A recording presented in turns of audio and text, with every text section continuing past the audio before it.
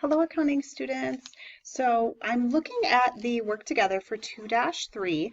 And remember that 2-3 in your book was really analyzing how transactions affect owners' equity accounts. So I'm going to go ahead here from the student view and grab the 2-3 work together. Remember, the information for the work together is actually listed on page 49. So we're going to be analyzing revenue, expenses, and withdrawal transactions into their debit and credit parts.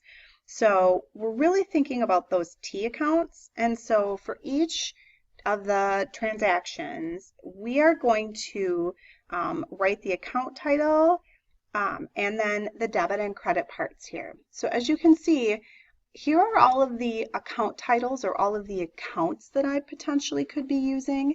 And then for my transactions, these are the transactions that I'm going to be going ahead and looking at. This is one of those activities that it might be easier to have your book side by side with your transaction information and your account titles, but you certainly wouldn't need to. So I'm going to leave it on the transaction for now. I can see that my first transaction is that I sold services on account to Johannes Eriksson for $125. So you can see for this transaction on March 11th, I have two accounts that are being impacted here.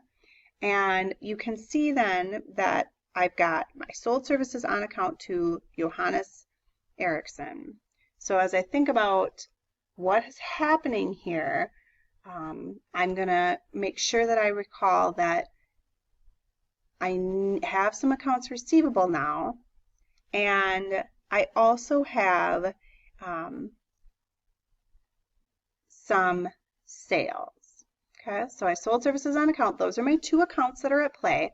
And now I need to go ahead and identify the debit or credit amount in each T account. So as I look at this, it's $125. In my accounts receivable, is this a debit or a credit? Am I increasing or decreasing? And for my accounts receivable, I know that I'm increasing, so I'm going to be working on the debit side. And for sales, I know that credits increase, so I go ahead and post my credit on the other T account. Second transaction, I received cash from sales, $260. So the two accounts that are going to be at play here are cash and received cash from sales. So my second account then is going to be sales. What's happening to my cash? Increasing or decreasing? It's increasing, so I'm going to debit for the amount of $260. And then credits are increasing for sales, so I'm going to go ahead and list $260. So from here, I'm just going to go ahead and check my answer, and we can see that I am picking the correct accounts and I'm correctly identifying the debits and the credits. That's how you go ahead and proceed with this work together and on your own for lesson 3. Good luck!